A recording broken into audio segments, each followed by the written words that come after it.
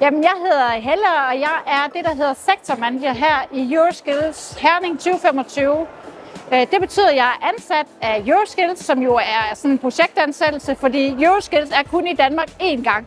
Så når vi lukker og slukker her på lørdag, så lukker Euroskills 2025 også. En af de opgaver, jeg har som sektormanager, det er at skaffe sponsorater til at drive de her store områder i forhold til at kunne lave de her konkurrencer.